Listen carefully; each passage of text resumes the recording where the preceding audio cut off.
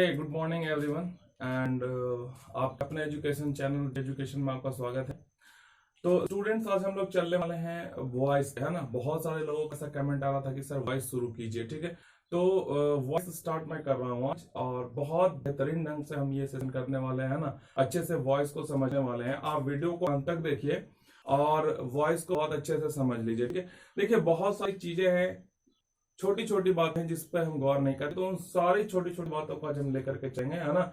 और अच्छे से वॉइस को क्लियर करेंगे, ठीक है। देखिए स्टूडेंट्स एंड फ्रेंड्स, हम लोग इसे चलने वाले हैं बहुत बेसिक से लेकर के एडवांस तक हम लोग चलने वाले हैं, ठीक है ना। तो इस वीडियो सेशन में हम लोग पहले थोड़ा बेसिक कर लेते हैं, बेसिक के बाद हम लोग एडवांस की ओर चढ़ेंगे, ठीक है। तो वॉइस कहते किसको है, देखिए ज्यादा डिफिनेशन में जाना नहीं है फिर भी, लेकिन इसको इसका कॉन्सेप्ट समझने के लिए आना डिफिनेशन थोड़ा सा दिमाग में रहना जरूरी है, ठीक है। तो वॉइस कहते किसको है, तो वॉइस जो है वर्ब का ऐसा फॉर्म है जो ये बताता है कि कुछ चीजें जो है वो सब्जेक्ट कर रहा है या फिर सब्जेक्ट के द्वारा कुछ किया गया है ना। यानी कि वैसे फॉर्म को जिसपे वर्ब का वह फॉर्म जो ये हमें ये बता दे, है ना, कि सब्जेक्ट जो है कार्य जो है वो कुछ कर रहा है या क्रिया का जो है वो फल करता भोग रहा है ना। तो उसको हम लोग क्या बोलेंगे, वॉइस बोलेंगे, ठीक है। एक सिंपल सा लैंग्वेज में इसका डिफिनेशन आइए देख ले। तो इसका कॉन्सेप्ट जो है बिल्कुल क्लियर कर लेना है डिफिनेशन के माध्यम से, ठीक है ना।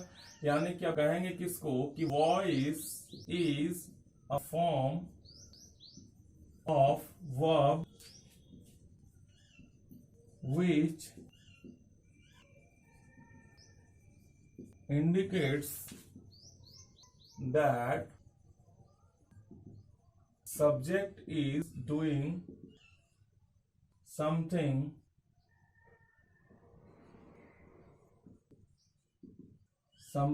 or something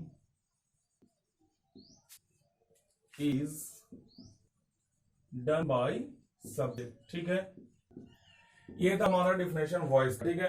यानी कि वॉइस किसको कहेंगे, वॉइस वर्ब का एक ऐसा फॉर्म जिससे ये पता चलता है कि सब्जेक्ट किसी काम को कर रहा है या फिर कोई काम सब्जेक्ट के द्वारा किया जा रहा है, इसको वॉइस कहते हैं, ठीक है ना।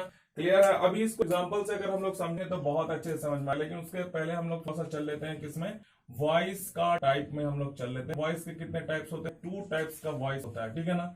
पहला जो है वॉइस वो क्या होता है, एक्टिव वॉइस होता है, और दूसरा होता है पैसिव वॉइस, ठीक है। तो एक्टिव वॉइस किसको कहेंगे, है ना। एक्टिव वॉइस कहेंगे जब सब्जेक्ट एक्टिव हो, ठीक है ना। सब्जेक्ट क्या हो, एक्टिव हो, यानी कि इसे पता चले कि सब्जेक्ट कुछ कर रहा है, करता कुछ कर रहा है, ठीक है। जैसे इसमें देख लेते हैं, है ना, सब्जेक्ट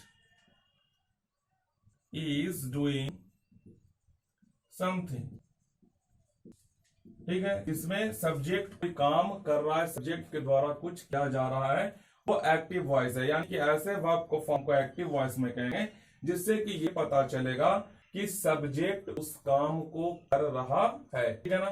अब पैसिव वॉइस किसको कहेंगे, जिसमें ये पता चलेगा कि समथिंग इज डन बाय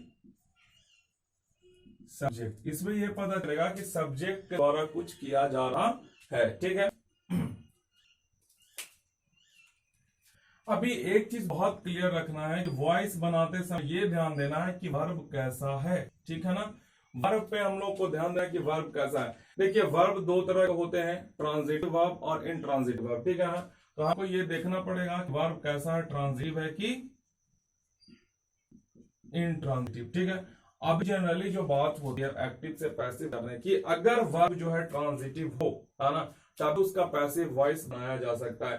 थोड़ा सा इसके बारे में लोग शॉर्ट में देख लेते हैं, ट्रांजिटिव वर्ब और इनट्रांजिटिव वर्ब क्या है। मैं वर्ब पे भी एक वीडियो बना दूंगा, उससे आप वर्ब को बड़ी आसानी से समझ सकते हैं, ठीक है ना। तो थोड़ा सा देखते हैं कि ट्रांजिटिव वर्ब और इनट्रांजिटिव वर्ब क्या है।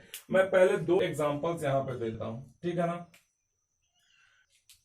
2 एग्जाम्पल्स में क्या है कि आई am laughing,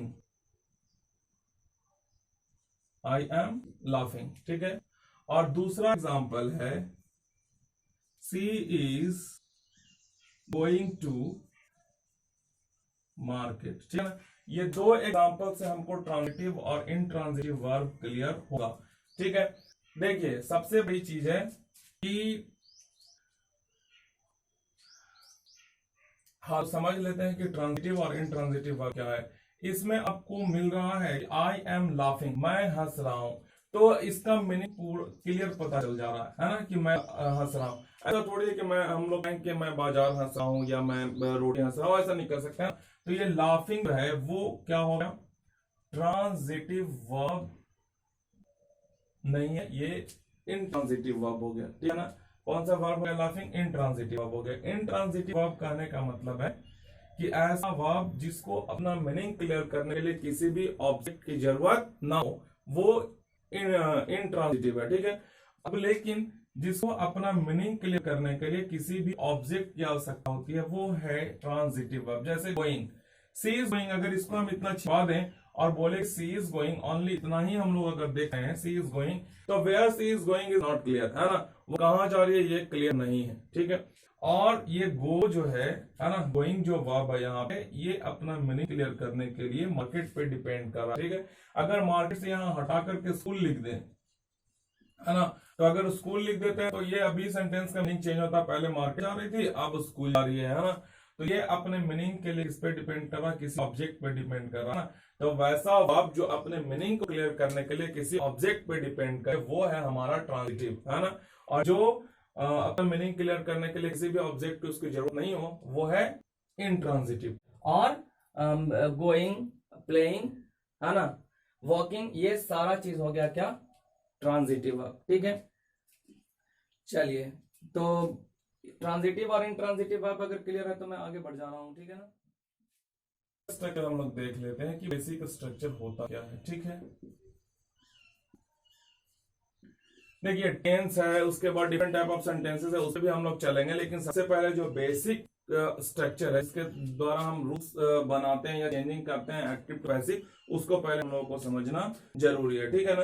तो बेसिक इसका स्ट्रक्चर है, तो आपको तो एक्टिव वॉइस का तो पता ही होगा, सब्जेक्ट प्लस, है ना, वर्ब प्लस ऑब्जेक्ट, ठीक है ना, subject plus verb plus object, ये होता है, ठीक है। हेल्पिंग वर्ब मैं नहीं दे रहा हूं क्योंकि वर्ब के अंदर में आपका मेन वर्ब भी आ जाता है, हेल्पिंग वर्ब भी आ जाता है, ठीक है ना, इसलिए मैं यहाँ केवल और केवल वर्ब लिखा, ठीक है।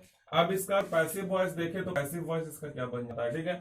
तो पैसिव वॉइस में होता क्या है कि ये जो ऑब्जेक्ट होता है ना, ये आकर के सब्जेक्ट का जगह ले लेता है, ठीक है ना, ऑब्जेक्ट चेंज इनटू सब्जेक्ट हो जाता है, ठीक है। उसके बाद यहाँ पे बी यूज करते हैं और प्लस में वर्ब का तीसरा फॉर्म यूज करते हैं, और साथ साथ पे प्रीपोजिशन बाय का यूज भी कर लेते हैं, और इस सब्जेक्ट क्या बना देते हैं हम लोग, इस सब्जेक्ट को हम लोग यहां से उठा के बना देते हैं ऑब्जेक्ट, है ना, यानी कि सब्जेक्ट चेंज इनटू ऑब्जेक्ट हो जाता है, क्लियर। अब थोड़ा डिटेल में देख ले रहे हैं कि बी क्या है, ठीक है, बी वर्ब क्या होता है, ठीक है। तो देखिए जैसे सारे वर्ब का फॉर्म होता है, तो बी भी एक तरह से मेन वर्ब ही है ना, और इसका भी कितना फॉर्म होगा, 4 फॉर्म हम यूज करके चल रहे हैं, ठीक है ना। बी में अगर प्रेजेंट में हम बात करें तो हो जाएगा इसका क्या, इज, एम, आर, ठीक है ना। इसको वर्ब का इसका फर्स्ट फॉर्म भी मान सकते हैं या फिर प्रेजेंट टेंस इसको मान सकते हैं, ठीक है ना, प्रेजेंट टेंस, ठीक है। उसके बाद होता है वाज वर्ब, वाज वर्ब, ठीक है। तो वाज वर्ब इसमें चला गया है, पास्ट में चला गया है ना, यानी कि वर्ब का दूसरा फॉर्म ये है, ठीक है। उसके बाद अगर हम लेंगे बी का फॉर्म तो होगा क्या, बीन होगा, बीन है प्रेजेंट परफेक्ट का टेंस हो या पास्ट परफेक्ट या फ्यूचर परफेक्ट हो, ठीक है ना, उसके हम लोग बीन का यूज करते हैं। वर्ब का ये थर्ड फॉर्म इसको हम लोग कह सकते हैं, ठीक है। अब होता है बीन, ठीक है, जिसको हम लोग कहाँ यूज कर सकते हैं बताइए, कॉन्टिन्यूअस टेंसेस के लिए यूज कर लेते हैं ना। कॉन्टिन्यूअस टेंसेस के लिए हम लोग बीइंग का यूज कर लेते हैं, पैसिव वॉइस में तो जनरली बीइंग का यूज होता ही है, ठीक है। लेकिन ऐसे भी हम लोग मेन वर्ब के रूप में अगर बी को यूज कर रहे हैं ना, तो कॉन्टिन्यूअस टेंसेस के लिए हम लोग बीइंग का यूज कर सकते हैं। तो ये बी, और बहुत सारे वर्ब आप देख रहे हैं कि ये बी के अंतर्गत हमारा जो भार हम लोग जनरली वॉइस में यूज करने जा रहे हैं, तो वो लगभग इसमें आ जा रहे हैं, ठीक है। तो ये आपको क्लियर हो गया बी फॉर्म का। अब कोई भी अगर हमको बनाना है, कोई किसी तरह का सेंटेंस है, उसमें हमको पैसिव वॉइस में चेंज करना है, तो पैसिव वॉइस में चेंज करने के लिए ये अगर रूल अप्लाई कर देते हैं तो बिल्कुल अच्छे से बन जाएगा। आइए एग्जांपल भी इसका देख के समझ लेते हैं, ठीक है। She is writing a letter, she is writing a letter. ठीक है, अब इसमें हमको सबसे पहले तो सब्जेक्ट ऑब्जेक्ट मैंने पिछले वीडियो में क्लियर किया था, वो आपको समझ में आ भी गया होगा। ठीक है ना, तो सब्जेक्ट है और ये ऑब्जेक्ट है। ठीक है ना, तो अभी हमको इस रूल के हिसाब से करना क्या है, ऑब्जेक्ट को बनाना है सब्जेक्ट और सब्जेक्ट को बना देना है ऑब्जेक्ट। तो पहले यहां से ऑब्जेक्ट लेते हैं, लेटर पूरा ऑब्जेक्ट है। ठीक है ना, a letter third person singular है इसीलिए यही रहेगा इज। ठीक है ना, अब देखिए बी प्लस वर्ब का थर्ड फॉर्म यूज करना है। क्या यूज करना है, बी प्लस वर्ब का थर्ड फॉर्म। तो ये कौन सा है, बी फोर फॉर्म है। ठीक है ना, बी के भी हम लोग किस फॉर्म में चलेंगे, वी फोर फॉर्म में चलेंगे। होता क्या है, बीइंग होता है। ठीक है, तो यहाँ यूज करेंगे बीइंग। क्या यूज कर देंगे, यहाँ बीइंग यूज करेंगे। उसके बाद वर्ब का थर्ड फॉर्म, तो मेन वर्ब का थर्ड फॉर्म यहाँ पे लाना है। ठीक है ना, तो राइटिंग होता है तो क्या हो जाएगा, रिटेन, है ना, रिटेन।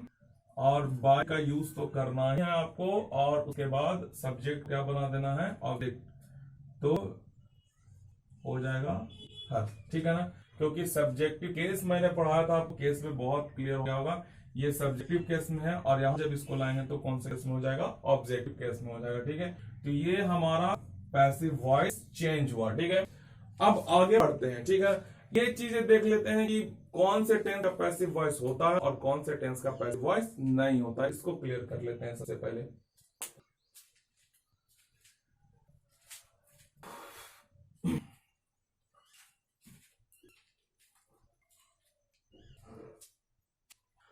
हाँ, तो ये क्लियर करते हैं कि कौन से टेंस का वॉइस होता है, कौन से टेंस का वॉइस नहीं होता है। तो देख लीजिए, सिंपल में तो होगा, सारे का होगा। ठीक है ना, प्रेजेंट का भी, पास्ट का भी, फ्यूचर का भी। ठीक है, कॉन्टिन्यूअस में प्रेजेंट का होगा, पास्ट का होगा, बट फ्यूचर का कॉन्टिन्यूअस हम लोग नहीं करते हैं। ठीक है ना, वॉइस नहीं बनाते हैं। ठीक है, परफेक्ट का होगा, तीनों में परफेक्ट का होगा। ठीक है, लेकिन फिर अगर परफेक्ट कॉन्टिन्यूअस टेंस आएगा तीनों का, तो तीनों में नहीं होगा। ठीक है, अब इसका जवाब आपको कम लोग देंगे कि क्यों नहीं होगा। ठीक है ना, क्यों नहीं होगा, आखिर फ्यूचर कॉन्टिन्यूअस है तो उसका क्यों नहीं होगा वॉइस है। परफेक्ट कॉन्टिन्यूअस टेंस अगर किसी भी टेंस का, तो उसका क्यों नहीं होगा।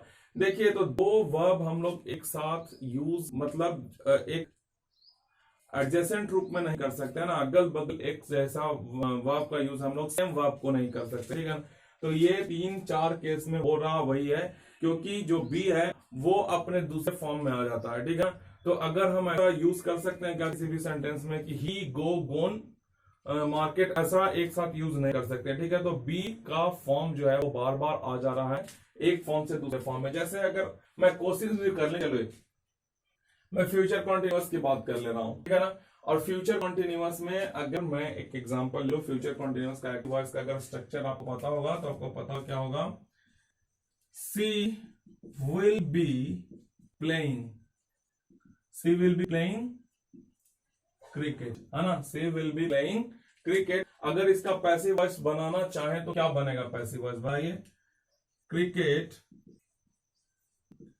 Will be. ये तो यूज करना हमको हेल्पिंग वर्ब पक्का है, ये पूरा यूज करना है। ठीक है ना, अब इसके साथ हम लोग बी प्लस वर्ब का आईएनजी फॉर्म लगा देते हैं ना, तो प्लेइंग है तो बी फॉर फॉर्म बी का क्या हो जाएगा, बीइंग प्लेड बाय हर, ये आएगा। अब देखिए गलती कहाँ हो रहा है इसमें, है ना, जिसके कारण से पैसिव वॉइस नहीं होता। देख लीजिए यहाँ, है ना, बी और बीइंग एक साथ यूज हो रहा है, जो कि ठीक नहीं है ना, इम्पॉसिबल है, क्योंकि दो वर्ब का दो फॉर्म एक साथ हम ऐसा यूज नहीं कर सकते। पहले भी मैंने एग्जांपल दिया कि मैं ये लिख दूं कि he is go going home, ऐसा बिल्कुल भी नहीं होगा, गलत हो जाएगा। ठीक है ना, तो यही कारण है कि ये जो 4 टेंसेस आपको नजर आ रहे हैं ना, परफेक्ट कॉन्टिन्यूअस टेंस और फ्यूचर का कॉन्टिन्यूअस टेंस, इसका हम लोग पैसिव वॉइस नहीं बनाते, क्योंकि सारे कंडीशन में ये सेम वाली बात हो जाती है ना, बी और बीइंग एक साथ आ जाते हैं। ठीक है, तो वर्ब का दो फॉर्म हम एक साथ एक सेंटेंस में यूज नहीं कर सकते हैं, मतलब अगल बगल एडजेसेंट यूज नहीं कर सकते, अदर कर सकते हैं, लेकिन एडजेसेंट रूप से हम लोग इसका यूज बिल्कुल भी नहीं करते हैं। ठीक है, हम लोग देखेंगे वॉइसेस जो है टेंस पे बेस्ड, उस पे हम लोग देखेंगे। ठीक है ना, तो इस वीडियो को अगर आपको अच्छा लगता है, अच्छे से समझ में आता है, इस वीडियो को एक बार लाइक कर दीजिए और अपने फ्रेंड्स लोग के साथ शेयर भी कर दीजिए। ठीक है, और मेरे चैनल को सब्सक्राइब करना भी मत भूलिएगा, है ना, क्योंकि जो भी मैं वीडियो बनाऊंगा उसका नोटिफिकेशन पहले आप तक पहुंचेगा। ठीक है, तो बहुत अच्छा, अगर आपको समझ में आया है तो कमेंट बॉक्स में जाकर के आप लिख सकते हैं, है ना। या फिर अगर आपको कोई इससे समस्या, कोई दिक्कत हो रही है तो आप उसको भी क्लियर करवा सकते हैं कमेंट बॉक्स में जाकर के। Thank you very much.